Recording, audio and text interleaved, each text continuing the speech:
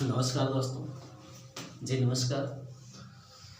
आज हम आप लोगों को जो है शिक्षण कौशल बहुत ही महत्वपूर्ण टॉपिक है, जहां से अक्सर पूछे गए हैं पिछली परीक्षाओं में कितने प्रकार के शिक्षण कौशल होते हैं। इसके पिछले विषय वस्तु पर हमने चर्चा किया था, कौन कौन से मनोवैज्ञानिक हैं जो कितने कितने प्रकार के शिक्षण कौशल बताए हैं। आज हम चलते हैं कौन कौन से शिक्षण कौशल हैं। तो टोटल शिक्षण कौशलों की संख्या लगभग 22 बताई गई है और उस पर हम चर्चा करेंगे।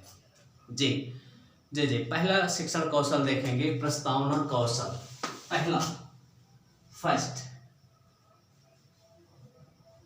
प्रस्तावना कौशल। तो ध्यान दीजिएगा दोस्तों, प्रस्तावना कौशल में हम बच्चे में तत्परता लाने का प्रयास करते हैं। बच्चे को शारीरिक और मानसिक रूप से उसमें रुचि उत्पन्न करते हैं ताकि वह बालक ज़्यादा से ज़्यादा जो है प्रेरित हो, किसके लिए? सीखने के लिए। इसके लिए हम कविता कहानी का भी क्या करते हैं? प्रयोग करते हैं, चुटकुले सुनाते हैं अथवा उसके औपचारिक या अनौपचारिक रूप से बात करके और बालक को जो है अंतःक्रिया करने के लिए, अर्थात उसको शारीरिक और मानसिक रूप से उसमें तत्परता का विकास करते हैं। जी दूसरा देखेंगे उद्देश्य कौशल। जो कुछ भी दोस्तों हम पढ़ाए उसको उसका कुछ न कुछ क्या हो, उद्देश्य हो।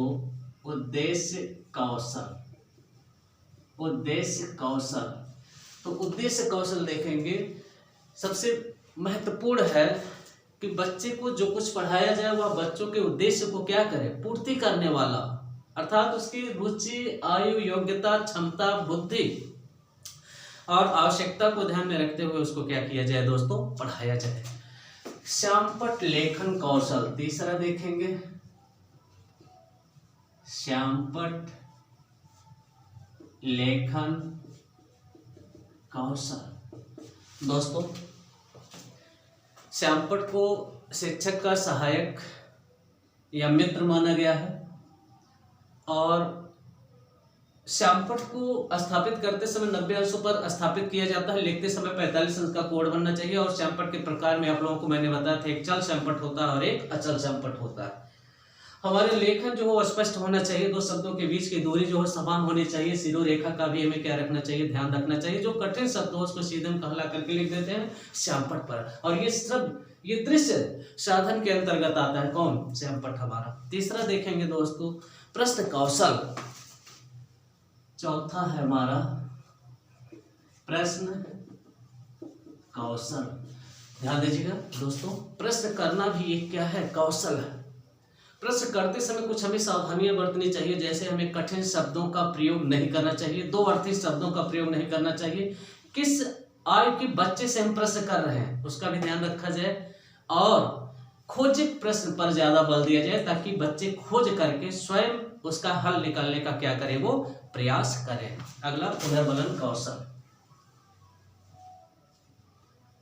पुनर्बलन कौशल ध्यान देखिए दोस्तों, बालक के अच्छे प्रतिक्रिया पर हम बालक को प्रोत्साहन दें, शाबाशी दें, वेरी गुड, शाबाश, उत्तम, अति उत्तम, ऐसे शब्दों का प्रयोग करके हम बालक को बीच बीच में अगर ऐसे शब्दों का प्रयोग करते रहेंगे तो बालक को एक प्रकार से पुनर्बलन मिलता है, प्रोत्साहन मिलता है।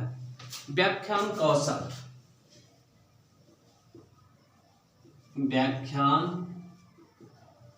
कौशल ध्यान दीजिएगा दोस्तों, ये किसी भी विषय वस्तु को व्याख्या करना, विस्तार करना, ये भी एक प्रकार का कौशल है। संकेत, संदर्भ, प्रसंग, व्याख्या, किस तरीके से किसकी व्याख्या किया जाए सरल से सरल शब्दों में कि बालक को सीखने में क्या हो? आसानी हो। प्रदर्शन कौशल ध्यान दीजिएगा दोस्तों, ये भी एक प्रकार का क्या है? कौशल है। प्रदर्शन कौशल।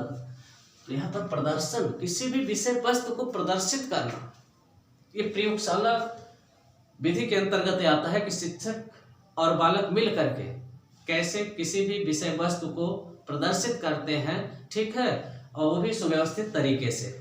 अगला देखेंगे उद्दीपन परिवर्तन कौशल। उद्दीपन परिवर्तन कौशल दोस्तों बहुत ही महत्वपूर्ण है। क्योंकि हमारा जहाँ जैसा प्रसंग हो उसके अनुसार हमें अपने भाव में उतार और चढ़ाव लाना चाहिए। ठीक है, गद्य है तो गद्यांश की तरह, पद्य है तो पद्यांश की तरह, वीर रस है तो वीरता के भाव हमारे चेहरे पर दिखने चाहिए। और अगला आप देखेंगे उद्दीपन कौशल के बाद और अनुकरणीय शिक्षण कौशल। अनुकरणीय शिक्षण कौशल, अनुकरणीय शिक्षण कौशल। ध्यान दीजिएगा दोस्तों, शिक्षक के व्यवहार का बालक बहुत तेज नकल करता है। आपकी जो भी प्रक्रियाएं होती हैं, आपके जो भी हाव भाव होते हैं, आप जैसा उदाहरण देते हैं, आप जैसा व्यवहार करते हैं, आपकी जैसी नैतिकता होती है, बालक आपके ही पर्सनालिटी का क्या करता है, आपके व्यक्तित्व का क्या करता है, नकल करता है। इसलिए आपका ऐसा हाव भाव हो, ऐसा आपके रहन सहन हो, ऐसा आपके पढ़ाने की शैली हो जिससे बालक अनुकरण करके और उसमें अच्छे गुणों का क्या हो दोस्तों, विकास हो। कक्षा व्यवस्थापन कौशल जी, कक्षा व्यवस्थापन कौशल। ध्यान दीजिएगा दोस्तों, अगर कक्षा व्यवस्थापन करने का एक टीचर में सबसे महत्वपूर्ण गुण होना चाहिए क्या, कक्षा व्यवस्थापन। कौन सा हमें दृश्य साधन, श्रव्य साधन, श्रव्य दृश्य साधन कहाँ कब कैसे हमें प्रयोग करना है और कहाँ पर हमें किस बालक को बैठने की व्यवस्था करनी है। जैसे जो दूरदृष्टि दोष है, निकट दृष्टि दोष है, बहरा है, ठीक है, तो ऐसे बच्चों को या जो विकलांग बालक हैं उन बच्चों को हम कक्षा में कहाँ कैसे उनको बैठने की व्यवस्था करें। क्योंकि अगर आप बैठने की व्यवस्था नहीं कर पाएंगे तो फिर क्लास में जो अनुशासनहीनता होगी और आपके शिक्षण की प्रक्रिया सुचारू ढंग से नहीं चल पाएगी। अगला देखेंगे दोस्तों, संप्रेषण कौशल, बहुत ही महत्वपूर्ण है। संप्रेषण कौशल, ध्यान दीजिएगा दोस्तों, संप्रेषण कौशल बहुत ही महत्वपूर्ण कौशल है। इससे हम विचारों का क्या करते हैं, आदान प्रदान करते हैं। तो संप्रेषण जो हो उचित भाषा में हो, उचित शब्दों में हो, अस्पष्ट शब्दों में हो, ठीक है, और संप्रेषण के माध्यम से बालक की समस्याओं का हम क्या करते हैं, समाधान करते हैं। तो बहुत ही महत्वपूर्ण चीज है क्या, संप्रेषण। और अगला देखेंगे छात्र सहभागिता कौशल। छात्र सहभागिता कौशल, छात्र सहभागिता कौशल, ये शिक्षक की जिम्मेदारी होती है कि कक्षा का वातावरण इतना सक्रिय बना दिया जाए कि इससे बालक अर्थात शिक्षक, शिक्षार्थी और पाठ्यक्रम तीनों को एक में मिला लिया जाए और हमारे कक्षा का वातावरण क्या हो, सक्रिय हो। ठीक है, ये जिम्मेदारी किसकी होती है, शिक्षक की होती है। और किस शिक्षण कौशल के द्वारा, छात्र सहभागिता कौशल के द्वारा। अर्थात यहाँ पर शिक्षक, पाठ्यक्रम और शिक्षार्थी तीनों मिल करके जो है किसी भी समस्या का क्या करते हैं, समाधान करते हैं। लेकिन मुख्य रूप से इसमें भूमिका किसकी होती है, छात्र की होती है। आगे चलते हैं, वैयक्तिक भिन्नता की अनुरूपता कौशल। वैयक्तिक भिन्नता की अनुरूपता का कौशल। वैयक्तिक भिन्नता की अनुरूपता का कौशल क्या कहता है कि बालक की आयु, रुचि, योग्यता, क्षमता, उसके अनुसार बालक को क्या प्रदान किया जाए शिक्षा। अगर मंद बालक है तो उसके तरह, प्रतिभाशाली है तो उसके तरह, सृजनशील बालक है तो उसके तरह, अलग अलग बालकों को हम क्या करें, अलग अलग शिक्षण विधि से पढ़ाएं। स्पष्टीकरण कौशल, स्पष्टीकरण कौशल। स्पष्टीकरण कौशल को देखेंगे, जो कुछ भी बालक को पढ़ाया जाए वो स्पष्ट करके पढ़ाया जाए, उसका शब्द अर्थ सब कुछ समझा करके बताया जाए ताकि उस टॉपिक से संबंधित कोई भी समस्या बालक के पास न रह जाए। अभ्यास कौशल, जो आपने पढ़ाया, अभ्यास कौशल। देखिए, आपने पिछले पाठ्यक्रमों को जो पढ़ाया है उसका बीच बीच में आप अभ्यास कराते रहें, ये भी जो है कौशल के अंतर्गत आता है। गृह कार्य कौशल, कितनी मात्रा में किसको दिया जाए, गृह कार्य कौशल, किस बालक को हमें कितने गृह कार्य देना है, इसका भी बालक को ध्यान रखना चाहिए। आगे देखेंगे दोस्तों, गृह कार्य कौशल 15 कौशल हमने बता दिया है। गृह कार्य कौशल में मंद बालक को अलग, प्रतिभाशाली को अलग, सृजनशील बालक को अलग, ठीक, अलग अलग हमें गृह कार्य देना, कितनी मात्रा में देना है इसका भी एक शिक्षक को ज्ञान होना चाहिए।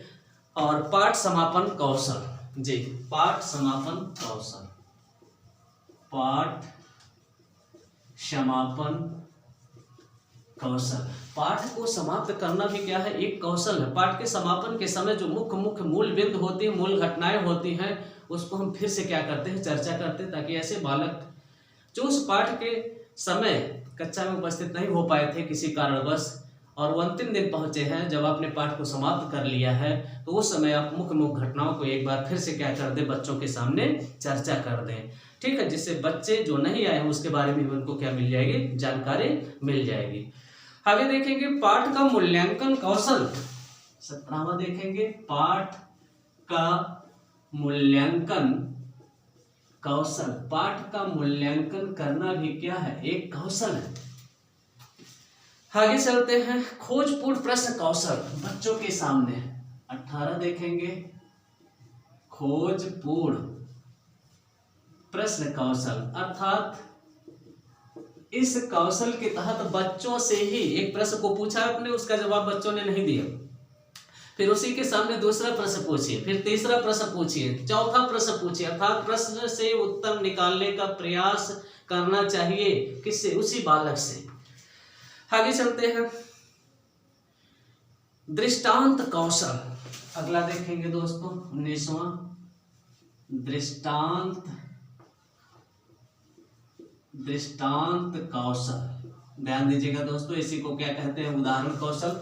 अर्थात पढ़ाते समय एक शिक्षक का एक कर्तव्य है कि जो कुछ भी उदाहरण दिया जाए वो बालक के परिवेश से हो, बालक के परिवेश से हो, और उसकी आयु रुचि योग्यता का भी क्या रखा जाए, ध्यान दिया जाए। शिक्षण सहायक सामग्री कौशल, 20वां देखेंगे शिक्षण सहायक सामग्री कौशल। शिक्षण सहायक सामग्री कौशल, तो ध्यान दीजिएगा दोस्तों, शिक्षण सहायक सामग्री हमें कहाँ श्रव्य साधनों का प्रयोग करना है, कहाँ दृश्य साधनों का प्रयोग करना है, ठीक है, कहाँ कब कैसे हमें किस चीज़ का प्रयोग करना है, इसका भी हमें ध्यान देना होगा, ठीक है।